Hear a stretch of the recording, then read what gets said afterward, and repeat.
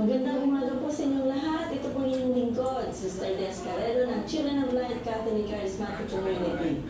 Kumusta na po kayo dyan? Samahan niyo po ako sa ating programa na May Liwanag. Ngayong araw na ito, ating kikilalanin ng lubos ang pinakamamahal naming pari sa Children of Light, si Father Polinar. Atin din aalamin ang mga hirap na kanyang pinagdaanan bago makamit ang tinatamasang tagumpay at pagkilala ng karamihan dahil na rin sa hindi matatawarang pagmamalasakit na inuukol niya sa mga taong nagnanais maglingkod sa Diyos at maging sa mga kababayan nating kapos at higit na nangailangan ng tulong. Sa ating pong pagbabalik, makausap po natin ang ating pinakamamahal na pari, si Father Polinar. Siya po ay founder ng Maxim Community of Christ at founder din po siya ng mga servant communities. Ito po ay charismatic groups ng mga lay people. I denounced the rebel, I denounced what he was doing.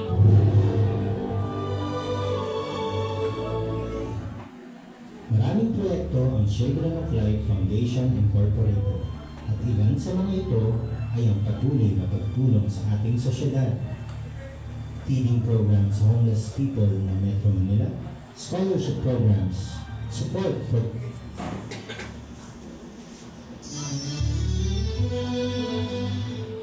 Panganay sa siyam na magkakapatid, tanging si Father Polinar lamang ang nakakitaan ng kanyang magulang ng maagang pagkahilig sa bukasyon ng pagpapali. Magandang umaga po, Father. Magandang umaga naman sa inyo, Sister Lord. Sister Des. Father, salamat naman po. Pinaulakan niyo po ang aming request sa inyo na ibahagi niyo po sa ating mga kapatid sa buong bansa. Mula nung ako'y bata pa, naglalaro pa, maybe mga 3-4 years old gano'n, sinabi na ng mga magulang. At saka, ako mismo, I still remember that. I used to play mass, play religious activities. Like, I used to act as a priest. Yan. Nakakagulat yung maliit pa ko. Magka-cut out ako ng Manila paper, isusuot ko yung parang pari at magpipisa ko. Yan ang laro ko. Tsaka yung malaki-laki na ako, mga baby, mga 5 years old, 6 years old, I used to lead other children. Tatayo kami ng maliit na chapel. Kami lang din, parang makeshift. Tatayo kami ng chapel, lalagay kami ng cross doon, at magdadasal kami. Tapos gagawa kami ng procession. Ako din ang pare. Ako ang leader, maliit pa.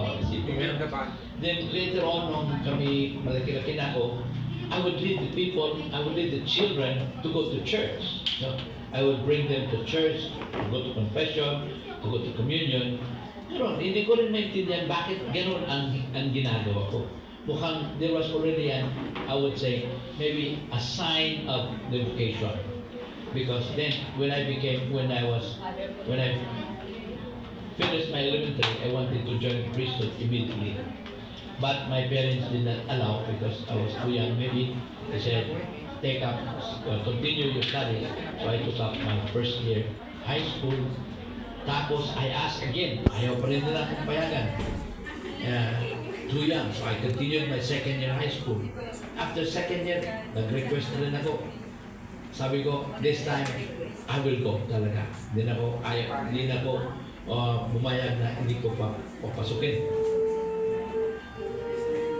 Tulad ng pagkaraniwang binata, naranasan din ni Father Polinar ang mga aktibidades na ginagawa ng mga kabataan. Ngunit hindi naging madali ang pag-aaral niya sa loob ng seminaryo sa hirap ng buhay. So pumasok na ako sa seminaryo, third year high school. And I finished my high school and seminary. At tuloy-tuloy yan, hanggang naging pare. Yun. Maraming problema ang dinaanan, hindi ko na nakalain na maging pare talaga ako dyan sa mga pangyayari. Kung ako'y estudyante pa, mga doon sa seminaryo, mga pagka-naughty, bilang mga teenagers,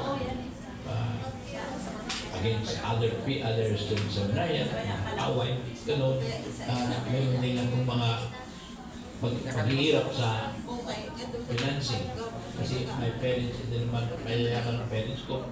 So, palagi akong naghirap sa tuition fees. Kaya, several times, lalo na I was in major seminary in Cebu, many times before exams, I had to go home to get money, and I go back to the seminary without money. I could not take the exams. Father, pwede po ba ninyong ibahagi sa yung buhay mo bilang pare? When I became a priest, no? This is in 1964. My God, tanda na pala ako. I'm 41 years a priest. Was ordained in 1964, May. And I was assigned assistant priest in the cathedral for 2 years. After that, I was assigned as a parish priest in Our Lady of Lourdes Parish in Tagbilaran City. This is actually a chaplaincy. It's not a full-fledged parish at the time.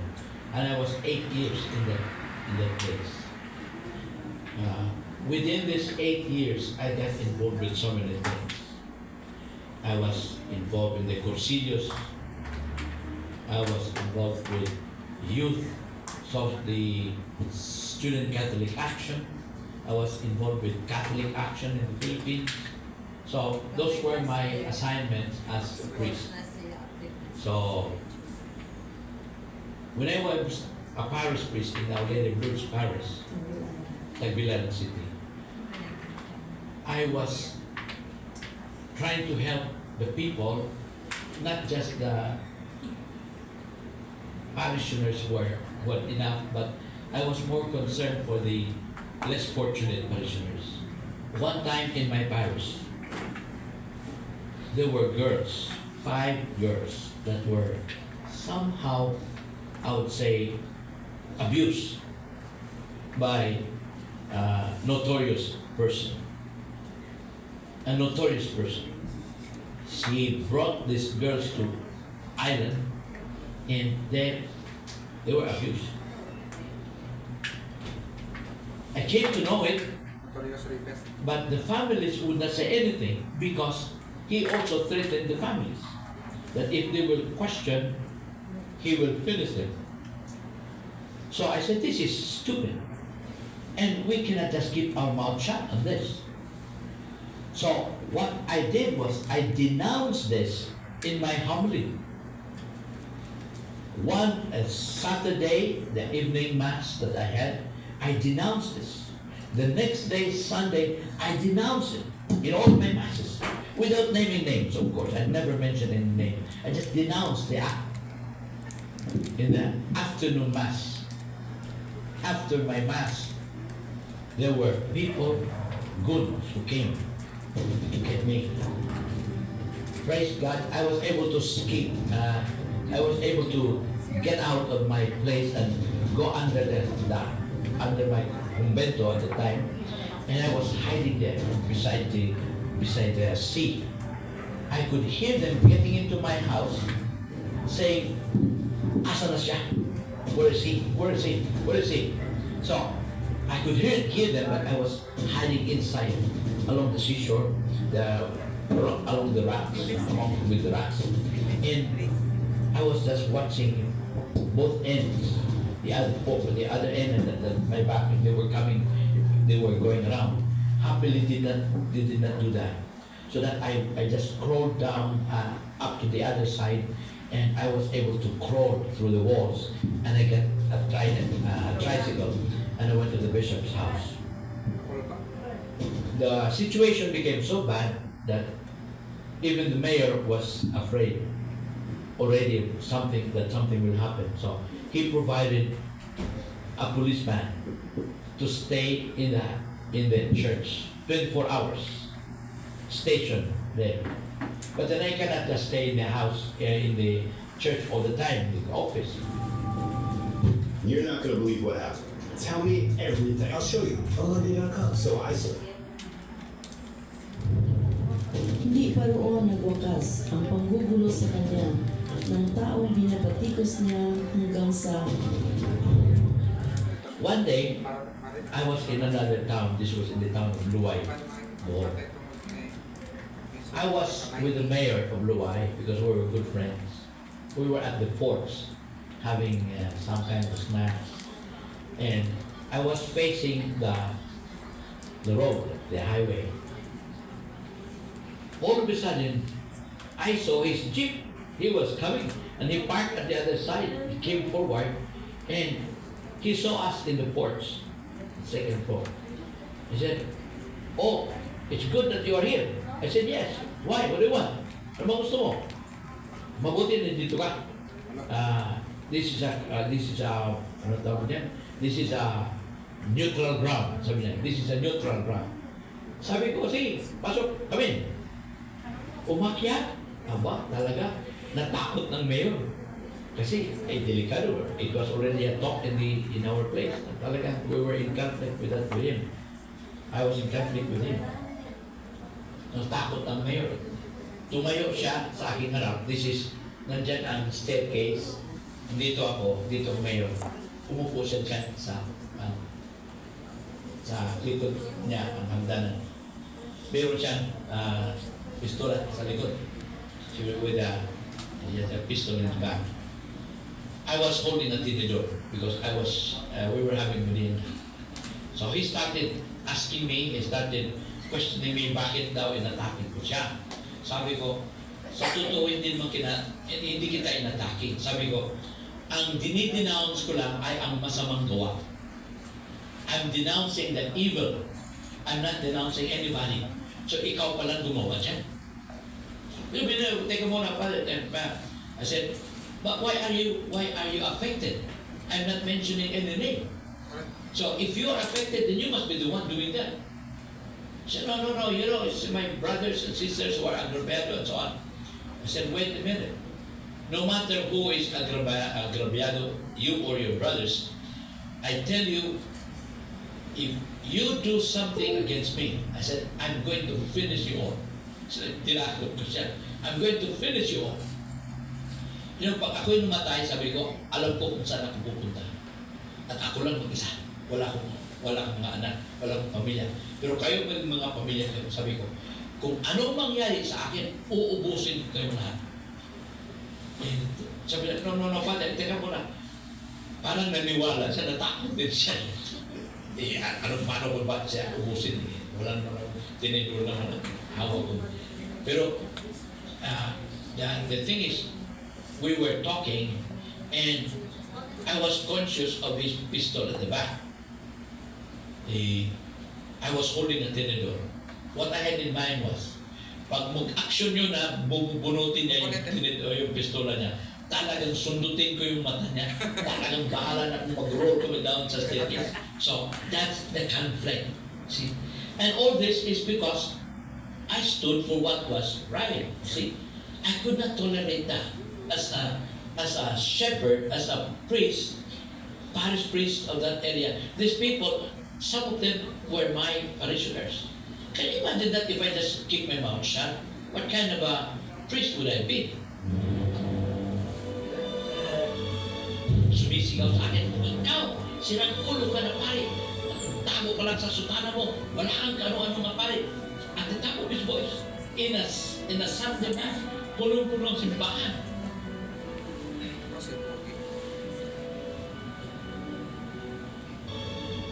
bilang pari, naging tagapagtanggol din si Father Polinar ng mga mahihirap, lalo na ang naabuso natin mga kababayan sa Bohol.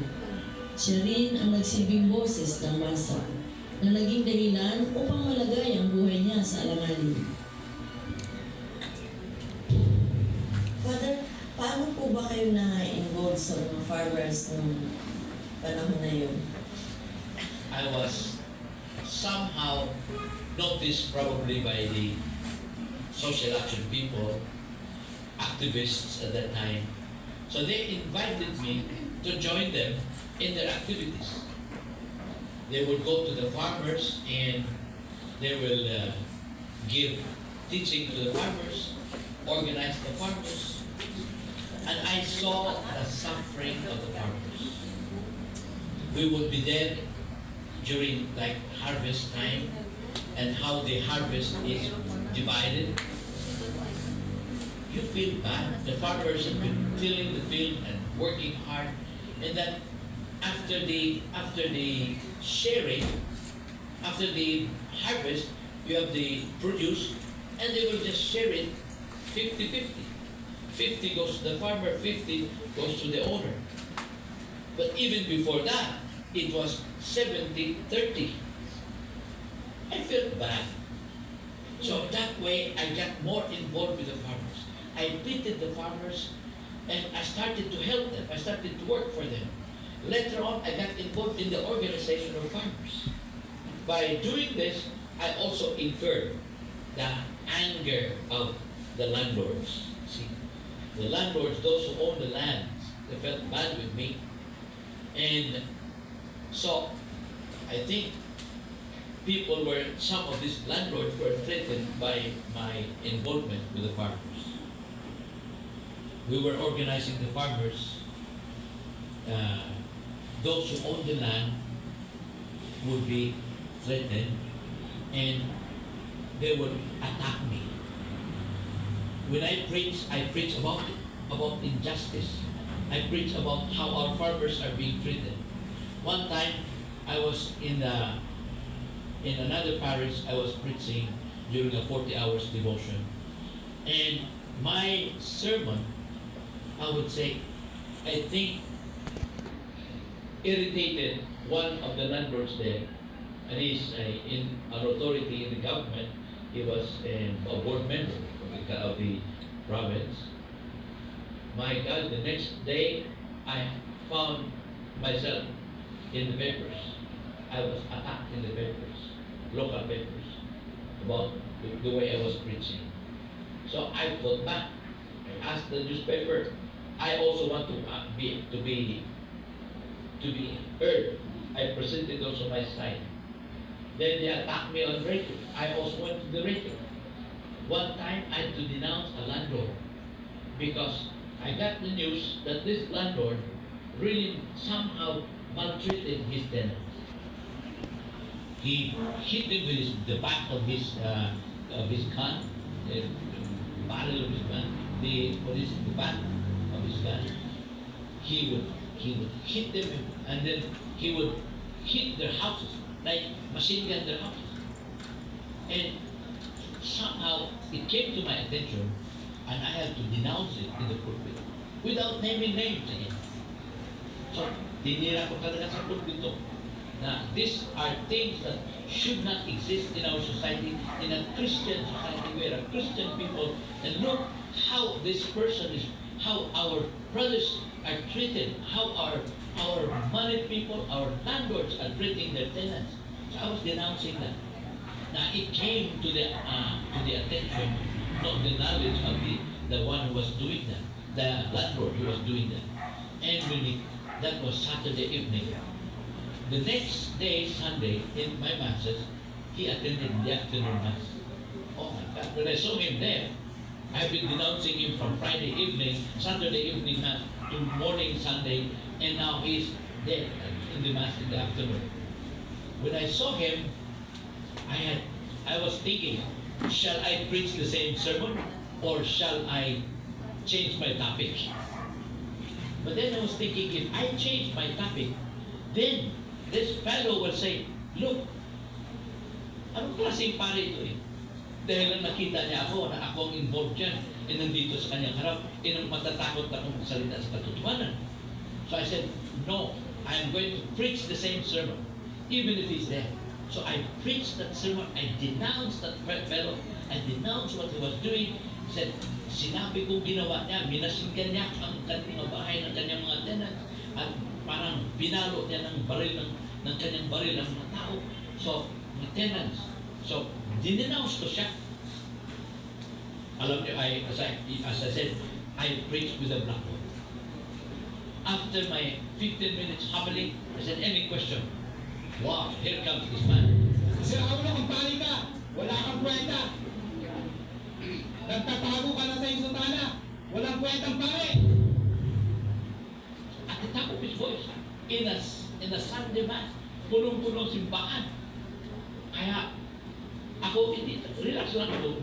Pagkatapos nung talagang masamang mga words niya sa akin, bumalik sa kanyang puwan dun sa likod. Sabi ko, mga kapatid, nagulat ako, bakit? Bakit itong tao nagsalita ganito? Siya palang gumawa dyan. Siya palang gumawa dyan. Kasi, bakit nagagalit siya? Wala naman akong sinabing pangalan. Pag hindi marumi ang kamay mo, hindi ka man maglilinis. Why is he washing his hands? He must be the one who is doing it. At lalo siya nagalit. Tumakbo naman siya sa aking harap. Ganun. Talagang shouting. Calling me names. Dirty words. Shouting. Cursing me.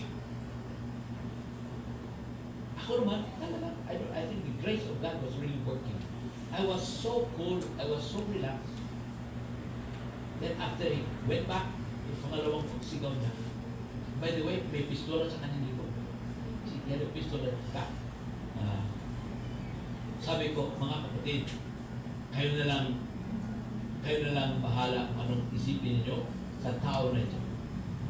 Kasi, I think it's getting clear, siya ang involved siya.